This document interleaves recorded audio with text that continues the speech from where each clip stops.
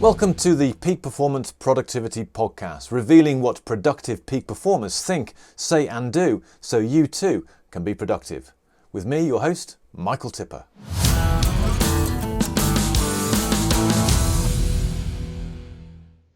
Hi, my guest today is a property litigator with a deep specialist knowledge of party walls, boundaries and easements. He's described by Chambers and Partners, the world's leading provider of legal research and analysis, as utterly brilliant in party wall disputes. He is the author of the books Where is My Boundary?, the New Party Wall Casebook, and The Law and Practice of Party Walls. As a silk, which according to lawyermonthly.com positions him with the bee's knees of the legal world, he's a member of Tanfield Chambers and relishes the challenge of difficult cases, last-minute instructions and novel points. He is the host of the Boundaries Masterclass and the Party Wall Masterclass series of webinars aimed at educating property lawyers, and probably knows the Party Wall Etc. Act 1996 better than anyone. A seasoned mediator and arbitrator, he recently did his first video mediation that lasted a full 12 hours. And not satisfied with just dominating his corner of the legal profession, Nick also has a passion for learning languages on top of the German and Chinese he studied at university. So it's a privilege to welcome my guest today, Nick Isaac QC. Nick, welcome to the show. Michael, thank you. What a great introduction. I'm glad to see you've done your research. Well, it's always good to find out more about my guests, and it's fascinating diving into your world. But the question I want to start with is the one about languages. So you studied German and Chinese at university, and I know that you do. I know you've been learning Spanish and Portuguese. How many languages do you speak at whatever level? If you're going to go to whatever level, probably 7 or 8, I suppose. But German, Chinese, French, and now Spanish are the ones I would be prepared to hold a conversation in, let's put it that way. The others I would be a little bit trepidatious about. Right, okay. And would you say you're fluent in any of them? I'm fluent in German. I was fluent in Chinese. I wouldn't like to say I am now. My French is pretty good, and my Spanish is improving.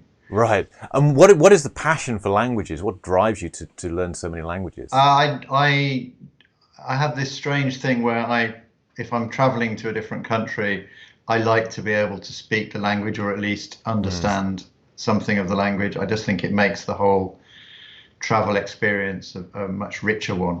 And I like talking to people in their own language if I can. Now, you meet a lot of people who speak multiple languages, and often they're very similar languages, so maybe the Romance languages, but you've gone from German to Chinese to Spanish. There's quite a difference there. How easy is it to transfer between the three? It's not difficult to transfer between languages you know. I think at the moment, because I'm learning Spanish, Portuguese, Italian, and Swedish, actually, is what I'm learning at the moment. And I had my first ever Spanish oral lesson yesterday evening, which was, having been learning on my own for about a year and a half, I thought I ought to launch into something a bit more adventurous, which was having an hour-long conversation in Spanish with a Spanish teacher. And that was very interesting because at that stage, having learnt a fair amount, but not put it into practice, there is a little bit of difficulty picking the word from the right language. So I was, for example, trying to think of the Spanish word for cold. I came up with the Italian word for cold. Right. During the conversation, and there were 1 or 2 instances, particularly when the languages are quite similar, which is what you get with Spanish and Italian. You can confuse a little bit, but actually the more different the language, the less likely it is to confuse the two. Right. And does it get easier? Does it get easier when you take on another language, having had the background of learning other languages before? Oh, absolutely. I think the more every language you add to your portfolio becomes easier, because you just see. Humans are built to find patterns, and languages are all about patterns. And if you've seen a pattern in one language, you then see it in another language, it becomes much easier. And how do you deal with the potential, and I'm speaking from my own frame of references, this may not even be something for you. How do you deal with the potential embarrassment of getting it wrong? Well, funnily enough, it's a point I made to the teacher yesterday evening, which is if you're going to learn a language, you have to lose your embarrassment. Now, certainly as a student, the best way I found for that was having a pint before before I had a conversation in whatever foreign language it was. But I think as I've got older, I've become less embarrassed generally. I think one does. But the key is to realize that it is only by making mistakes that you will improve, like many things in life, and therefore there is no need to be embarrassed about getting something wrong, because by getting something wrong, it means you're more likely to get it right next time. Has your view on learning languages changed at all in terms of the process? So I went to school and I was stuck in front of a German teacher and a French teacher, and I was given grammar, I was given vocabulary, some vocabulary, and it didn't make sense to me. And then I've dabbled with trying to learn languages over the years because I recognize the value of it. The most recent attempt was Spanish. I toured Spain on a motorbike on my own. So basically what I did is I just learned the most 800 most popular words, just the vocabulary, learned a little bit of conjugation, and learned a little bit of structure, and basically just talked my way around in bastardized Spanish, and to the extent where that enabled me to have a conversation with a Catalonian biker about the concept of the nautical mile, and he understood. But it must have sounded dreadful to a Spanish speaker. So, but I mean, to me that's a fantastic way of approaching learning a language, and even as an adult. I mean, obviously, if you're a child, then immersion works perfectly because you're built for it. But I think even as an adult, having a kind of basic knowledge of words and then just sticking words together in a way that, and actually with Spanish, happily, the word combination, the structure is quite similar to English, so you would probably have found that relatively good. But just going and doing it is the way. So I mean, yours was sounds like a fantastic immersion technique, and I mean, for me, there's been a massive change in language learning from when I was learning languages at school and university, which was, as you say, very much a traditional grammar-based sort of rote learning, but with some grammar thrown in, to now there are amazing apps available on your phone. I can learn 20 different languages without leaving my armchair, as it were, in lots of different styles. So you can have that approach. You can take that traditional approach if that's what suits you. But many of the apps are based on immersion or on non-grammatical linear teaching, and they just work. I think they work fantastically well. And you can you can watch short videos in the language, all that kind of stuff that was never really available previously. I mean, I remember learning a little bit of Russian at school, and putting on headphones and with a cassette tape, pressing play and then rewind and then play again. And it was all incredibly slow and incredibly difficult. And it's now so easy, so well done. And yet, interestingly, the amount of languages learnt in the UK has dropped dramatically at secondary level, and the languages taught in the UK at secondary level has dropped dramatically. So despite the ease of learning languages having increased dramatically, the number of languages learnt and spoken by English people has dropped just about as dramatically, which is dreadful. Absolutely. And I suppose it's because most people that you meet abroad want to practice their English and try and speak really good English. And I think that what struck for me the difference in the continental way of looking at foreign languages is that you walk into a station and go and buy a newspaper from a newspaper stand in the UK. Again, I'm stereotyping here. Chances are the person's going to be behind the counter, some middle-aged guy who owns the store and has never spoken another word of English in his life, another language in his life, just speaks English. I remember going to the continent, and you go to these places and you go and buy a newspaper or something from a similar place in the station, and they were speaking 3 or 4 languages and spoke English perfectly. And I think the view in this country is disappointing, I think.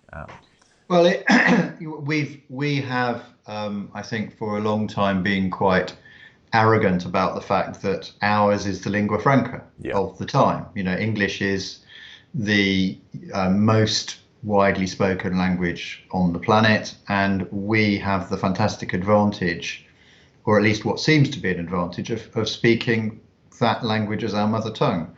But that I have to say, I think that has narrowed our worldview quite dramatically, because we expect we expect others to speak our language, and we therefore make no effort to speak theirs, and as a consequence we lose out on a great breadth and depth of culture on our doorstep, particularly in Europe, which we have a huge amount in common with. We do. I could spend hours talking to you about the theory of learning languages, but let's talk about productivity. That's not what we're doing today. Yeah, exactly. I mean, it is, but I think there's a lot of parallels in becoming more productive. So the ability to make mistakes, to develop the skill, is something that works in language. It works in productivity. So just to get a feel of what does busy look like for a QC? Now, the only reference I've got is I've watched a few episodes of Kavanagh QC, so I have no idea what your world is like. Exactly like that, Michael. It's exactly like that. So what is busy like for a QC? I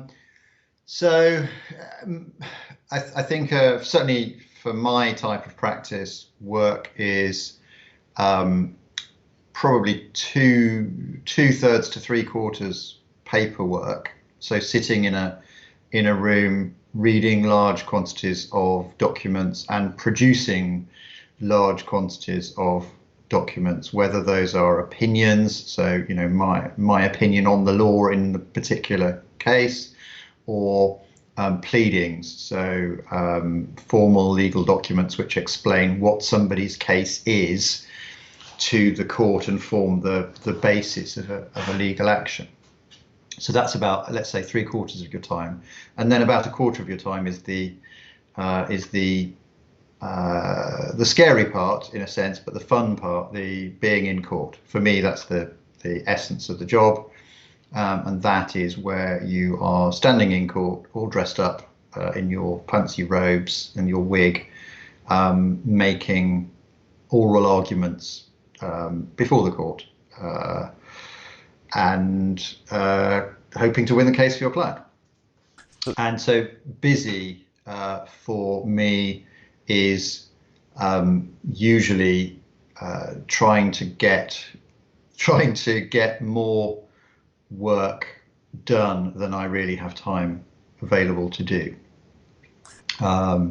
So I suppose fortunately and unfortunately, the busyness for a barrister is a bit of a roller coaster. You go from having time to have a coffee with a friend and have some lunch on one day to the next day getting up at stupid o'clock and working through till very late to try and get paperwork done because there's an urgent hearing. So it can go from zero to nuclear in a moment. And you might come in, it's very common to come in on a Monday morning and think, right, well, I'm going to be doing A, B, and C. And you get about 10 minutes into A, and then D through Z lands on your desk and has to be done immediately. So it's a very unpredictable profession in some ways.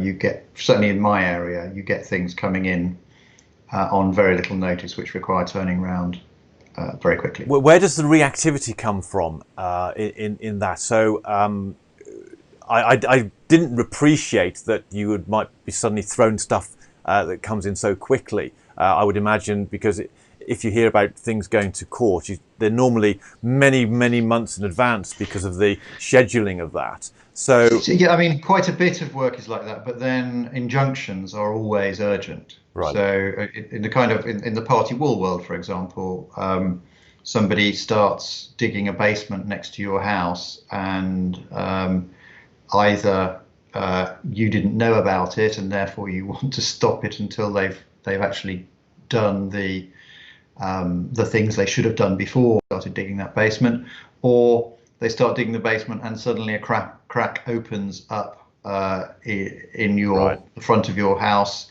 and you become very sensibly concerned that your house might collapse. Right. So those kind of things require an instantaneous visit to court to obtain an injunction, an order from the court telling the basement builder to stop doing what they're doing. So broadly speaking, then you've got two modes of operating, aside from the court work, there's this long, deep process of understanding, gathering information, processing it, forming your opinions and how you're going to use it. Yeah. And then on the other hand, you've got this reactive urgency, which I would imagine takes the same processes but have to be condensed. How do you transition between the two? That's a good question to which I don't think I have a great answer. You just do. Is that you? I think early on in your career, you do lots of short cases, and you may, back in the day, for me, for example, we used to do possession actions. So you'd go to the county court to obtain a possession order for a landlord against a tenant whose lease had come to an end, who hadn't left or who hadn't been paying their rent or whatever. And you might do half a dozen of those cases in a morning. And you just develop a technique really for getting it. And they wouldn't be voluminous papers. We're talking, maybe 30, 40 pages for each case. But you'd get the papers in, you would immediately know where to look. So you wouldn't read all 40 pages. Let's say even if it was 40 pages, you would read the 4 or 5 key pages, which you would be able to identify because you'd done lots of these cases before. And so I think when it comes to now doing the kind of urgent work I was talking about, as long as it's in an area you're very familiar with, number one, the law is already there. It's already at the forefront of your mind, and you're simply looking for the relevant facts to hang your argument or your skeleton argument on. So you're speed reading through things to identify key features which you know what you're looking for. So it's like throwing a tube of Smarties on a table and saying, right, I'm gonna pick the blue ones. You know you're looking for the blue ones before you start. Right. So when it comes to the longer, the bigger cases where you've got more work, what efficiencies do you have about the gathering of the necessary information that you've then got to process? That it varies a bit, I suppose, from case to case. I mean, one of my almost universal practices when I'm doing anything of any size, when I'm preparing for a trial, for example, is to write a chronology of events and documents as I go. So as I'm reading through, let's say it's a fairly modest trial, it might have 2-litre arch files, so 600 or 700 pages, and I would go through those pages, and for each document, email, letter, and so on, I would write a chronology in a tabular form. So I'd have the date, the document, maybe an excerpt of what the document says, the key sentence or whatever from the document, and then a page reference, because sadly, unfortunately, bundles are not always in chronological order. They're supposed to be, but they're not. And by doing that, you build up very effectively not only a narrative in your mind, but also your memory is taking in those events. And when you've completed the document, you have a fantastically useful, because chronological, narrative of events as you go. So that's one of my common features, which really helps in terms of retention of facts and in terms of an understanding of the narrative of the case. You've mentioned speed reading, and to go through so much information, I would imagine that's a skill that's either come to you because the force of having to do it, it's got there.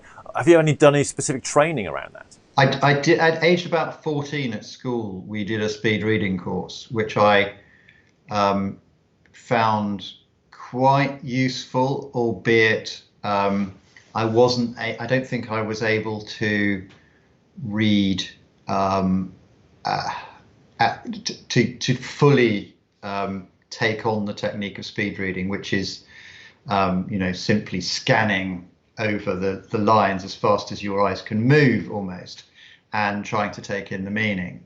But I think I read a huge amount as a child, and I was probably, when I started my career, I could probably read a page a minute plus, and 25 years on, it's probably 3 times that speed. Right. Three or 4 times that speed. So the other thing about barristerial reading is we don't necessarily need to read every word.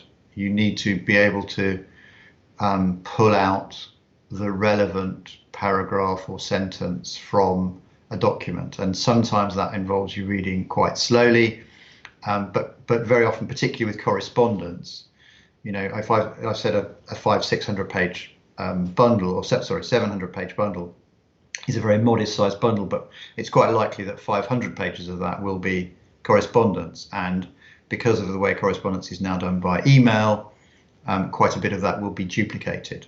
So it's about being able to recognize, oh, right, that's an email I read 2 minutes ago. I can just go straight over that, and you get through things very quickly as a consequence. You've explained really nicely about your process for processing the information that you've read. Do you have a process for actually reading it when you get these 2 lever arch files? Is it simply a case of start at the beginning, work through, or is there a structure that you've identified that allows you to do it more effectively? Oh, no, absolutely. There is always, and depending on the type of documents you've been given, you will have identified. So in a proper legal case with a proper bundle. So if I'm in the very unusual and happy circumstance of having a trial bundle presented to me and saying, right, go ahead, prepare the trial, there will be the pleadings at the beginning of that, or hopefully at the beginning of that. They should be at the beginning. And the pleadings are the formal legal documents which set out people's cases. So they should include the relevant facts upon which somebody relies for their case. So that's your traditional starting point. And then you would be able to identify from those documents, the key documents which matter in the case, either because they have been explicitly referred to, or because it follows from what is said in the pleading that this other document, which you will find somewhere in the bundle, is a key document. And so you would go from the pleading to the key documents, and then probably go to the witness statements, which are the parties' accounts of relevant facts. So that and then from that, I would go to the wider correspondence and the other documentation. Now, you've mentioned that probably 3/4 of your time is the processing this information in preparation for court. Personally, what I find is that I am much better at reading and processing information and doing something with it up until about 2 p.m. After that, I'm only good for sorting out my nail file clippings or my post-it notes. Do you find that there is a difference across the day about when you are better for processing information? Yes, absolutely. I think it varies dramatically individual to individual. So I like you, am more of a lark, and I tend to do my best work in the morning, and to have done it by early afternoon most of the time. Whereas my wife is very much an owl, and she doesn't seem to get going until mid-afternoon, and doesn't hit her full stride until the 10 o'clock news sometimes, I think. Right.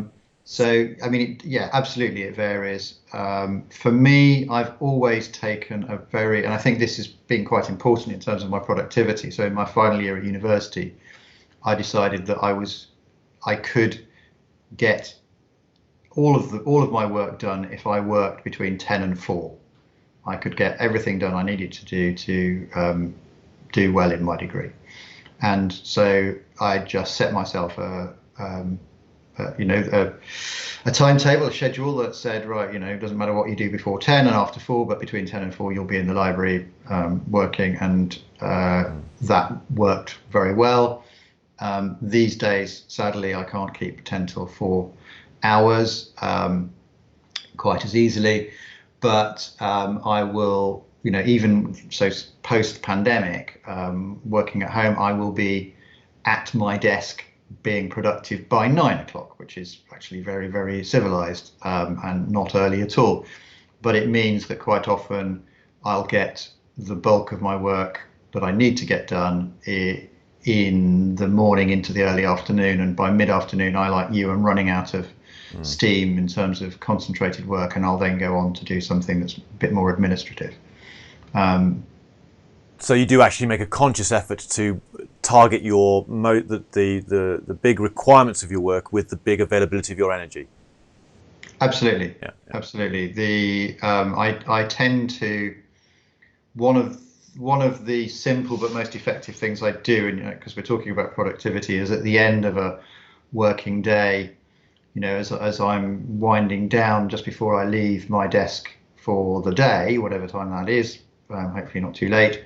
I just write myself a short list of the things I need to do tomorrow, or the things that are outstanding that I need to do over the next few days, and I'll identify one or two of those things to launch into the next morning, and that then leaves those things rolling around at the back of my head overnight, so that when I launch into them the following morning, my brain's already hopefully done some of the work before I actually sit down. How do you find that helps in terms of you being able to shut off at the end of the day? Because I imagine with processing so much information, and with the with what's at stake in many of the cases you may deal with, there's a lot to think about. How do you switch off at the end of the day, or does that help you switching off at the end of the day? That I think I've always liked to separate work and home, and it was easier when I was commuting from Birmingham to London daily, because it was, you had the journey to and from to switch on and switch off, and and for me at that point, the moment I stepped off the train in the evening, that was it. That was my work day done, and I didn't work at all after that. It's much harder when you're doing that in your own home. So what I tend to do is I shut my laptop down. I'm working off my laptop all of the time now. I shut my laptop down, get up, walk away from my desk, which is actually at the moment it's in the guest bedroom, and walk out, and I don't come back in the room. It's about having almost like a mini process whereby you're saying, that's it, that's the end of my working day, and then I'm now relaxing. And actually that works sufficiently well that I certainly don't spend my evenings thinking about my work, unless I've had the other week I had a particularly difficult day in court, and I was very disappointed with the judge's reaction to my submissions, and it's fair to say that my evening, every now and again during my evening, I'd get another little wave of, oh dear, that was, didn't like what he said there, didn't like what, how that went down. But most of the time, 99% of the time, I don't. Once I finish work, I don't really think about it for the rest of the day. And so with processing so much information, and with so much resting on, I suppose, in terms of measuring success, winning more cases is a very simple metric to identify. But how would you define productivity? What productive is for you in that work environment? Well, productivity has much more to do with, for me, much more to do with how many sets of papers I can do, how many clients I can advise in a given period of time. So somebody comes to you with a problem, there are a certain number of pages of documents you've been sent. You will have to read and understand those documents. You will have to analyze them. You will then have to produce usually a written opinion, or perhaps they want you to write a letter or a pleading. And so that is your task. And productivity for me is how many of those sets of papers I can get done in a given period of time. And actually, it turns out I can turn out a great number of those sets of papers. I can get through a large number of those sets of papers, because once I start working on them, I concentrate properly on them. I don't get distracted. I don't check my emails when I'm reading them. Sometimes, unfortunately, you get a phone call which interrupts you. But if I'm really trying to concentrate, if it's really a kind of flannel on the forehead type set of papers, then I might even switch the phone off and my emails off, and I will concentrate solidly on it to get through it.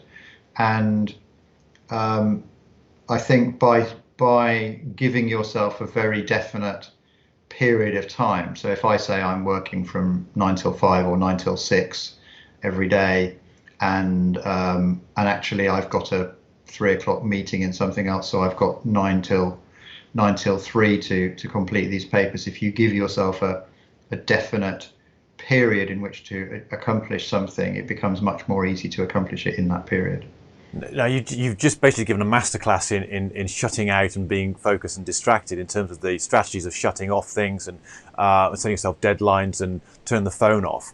But I think there's something deeper there that came through your conversation. What is it that you believe or value to give you the skills to be able to focus? I think, 'cause from what you're saying, I think you could probably focus anyway. What would you say is your productivity superpower that allows you to do that? I think from an early age, I inadvertently trained myself to concentrate very and to shut out external factors. So, I was always extremely keen on reading, and if I was reading a book, I would not be I wouldn't be distracted by anything. And the teacher would have to call me 2 or 3 times back to the class, even in primary school, before I became aware really that somebody was talking to me. And that has proved fantastically useful professionally, because for example, very often in a professional environment, you're sharing a room with somebody, and they may be on the phone to somebody else, but I genuinely, when I'm concentrating on a piece of work, I just won't hear them. I won't hear the conversation, and they will say to me later, "Oh, look, I'm sorry, I was having that conversation or during when you were trying to work," and I'm sorry, I didn't even realize you were on the phone. It's so if I have a kind of productivity superpower, it's probably the ability to zone out distractions. Well, it's interesting. Probably the biggest question, or whenever I work with an audience, I try ahead of time ask them the questions, what are their biggest problems. Focus, distraction, and concentration are the biggest 3, followed closely by procrastination. Those are the ones that are the biggest challenge. So you've got a superpower, which I think is the envy of the majority of professional people. Are you able to consciously identify what your process for getting concentrated is? If someone said to you, "How do you do that?" Oh, that is very difficult. I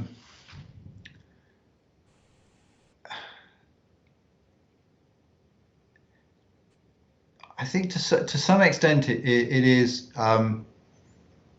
it's concentrating hard enough for a period for you stroke your brain to get really interested.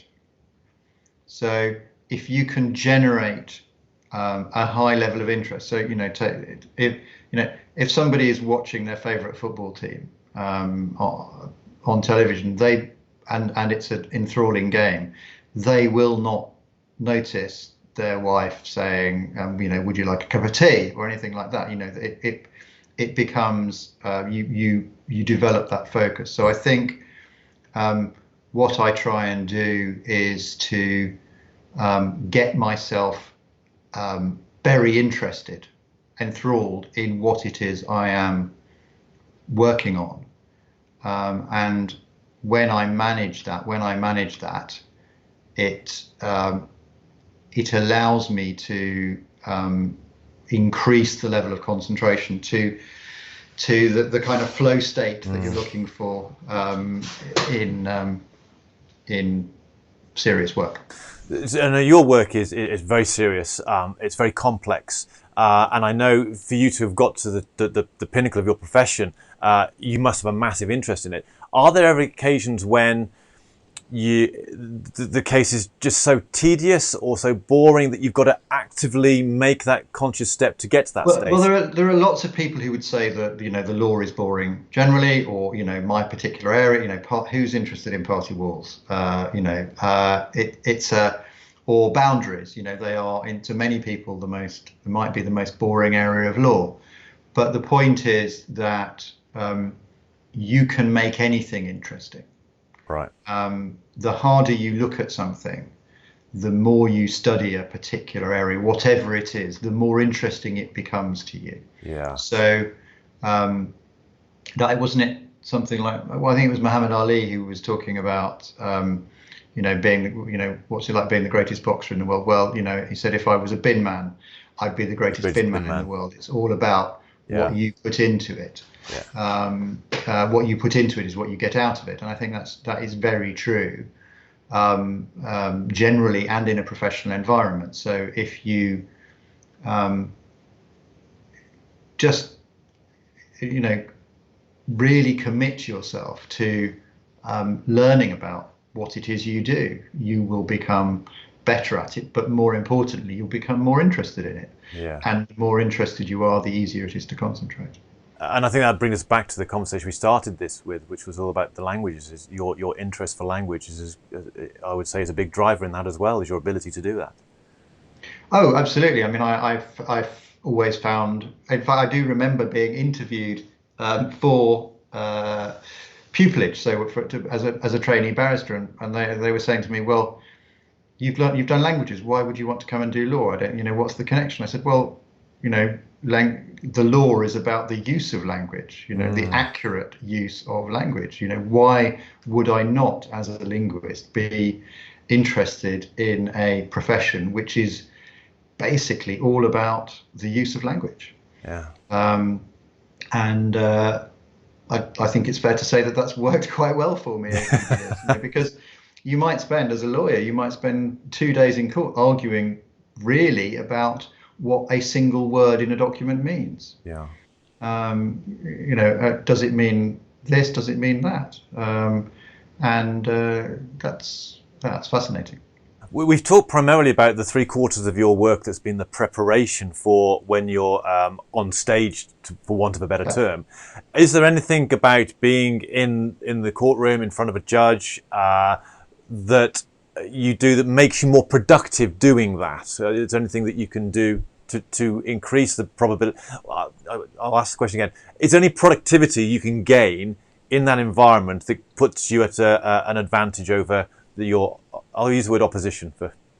Well, I think there are a number of things that are sort of productivity based, which go into your performance in court. So actually, I mean, the languages, speaking a foreign language is fantastic training for being in court, because probably playing a musical instrument is as well, performing, because you are only ever as good as the last and the next moment. So you're very much in the moment, and you're reacting to, with a language, you're answering a question. You're having to construct in your mind a sentence, which so you're putting together words in a language is not your mother tongue. You're trying to get the tense right, the agreement between the adjective and the noun correct. You're trying to get the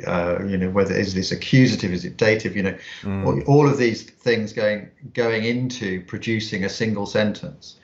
And with music, which I'm not good at, by the way, no natural talent.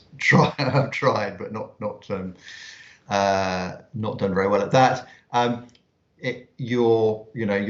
So I as an adult tried to learn the violin, and I got to about grade 5. It was just about respectable, but that was enough for me to realize that I was not a naturally talented violinist or musician. And in those kind of circumstances, you're looking at a note on the page, and you're trying to translate that instantaneously to a physical manifestation in real life on an instrument, and those kind of very intense, almost nerve-wracking situations, but which don't have any professional impact, are extremely good training for standing up in court. So let's say you're in the Court of Appeal and you've got 3 fearsomely intelligent judges sitting in front of you, and you've been preparing the case on basis A, and you're telling this story, this narrative on the basis of case A, and they then suddenly come to you and say, well, what about B? And then another one is, what about C? And you have to react instantaneously to those. And I think language learning is a fantastic training for that. Maintain and helps maintain, I think, a plasticity of thought, which is extremely useful. Of course. And allows you to react in a way which makes it look as though you'd always thought about argument B, but you thought about it in the bar. In fact, I've heard really good advocates say to a judge, "Oh, Judge, that's a very interesting question. I was thinking about it in the bath last night."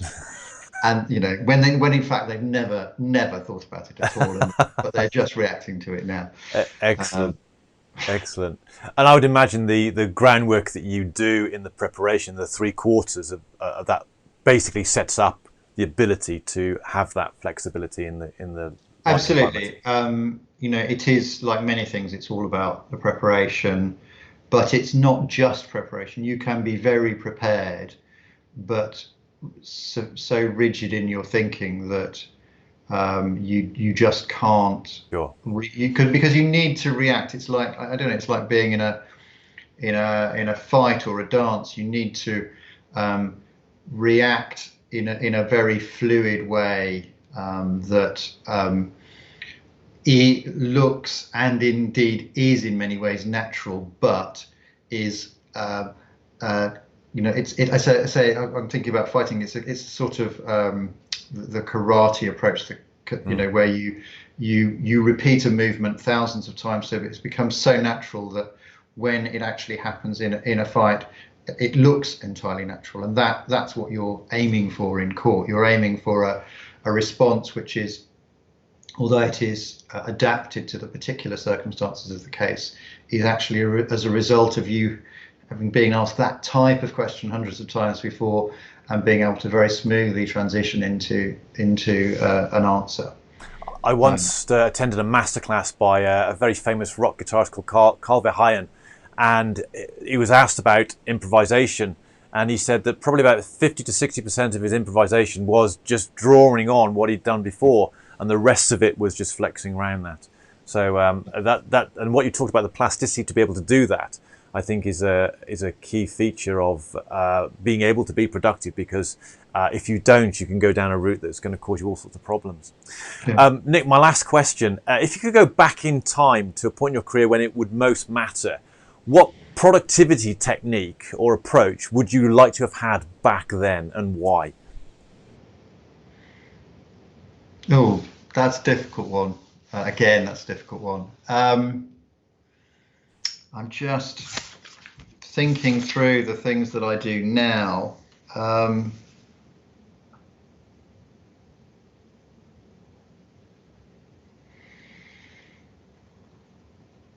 think one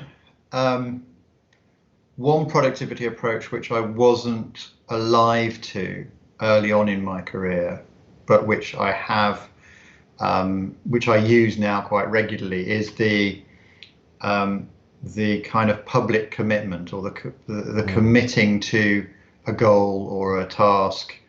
So, for example, I think relatively recently I announced to everybody on my LinkedIn feed that I was going to run a series of webinars within the next month, and at that stage I hadn't planned them. I'm not sure I'd even bought Zoom. You know, I really hadn't done anything about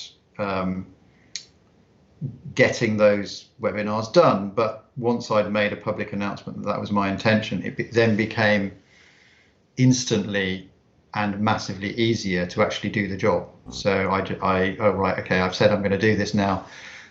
What do I need to do to get it done in the time that's available?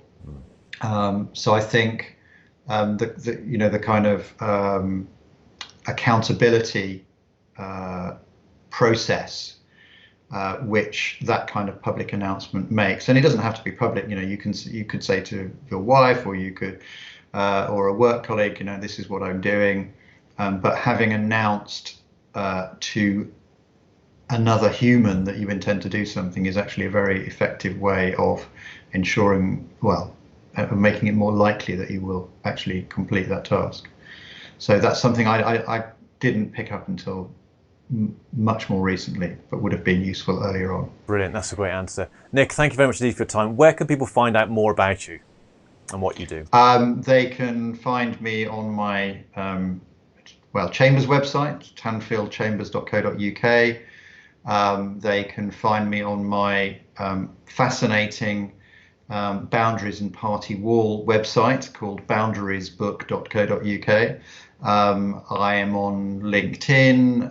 I tweet lots of, I don't tweet lots of stuff. I tweet occasionally, and usually it has very little to do with the law. I can be found on all of those platforms. Fantastic. Nick, thanks very much indeed for your time. Pleasure.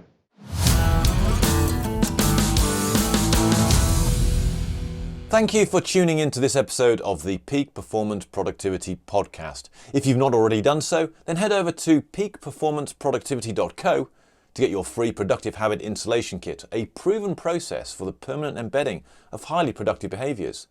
And if you've got just one productive idea that you can use from today's episode, then please like, share, subscribe, comment or review to show your appreciation to today's guest. Until next time.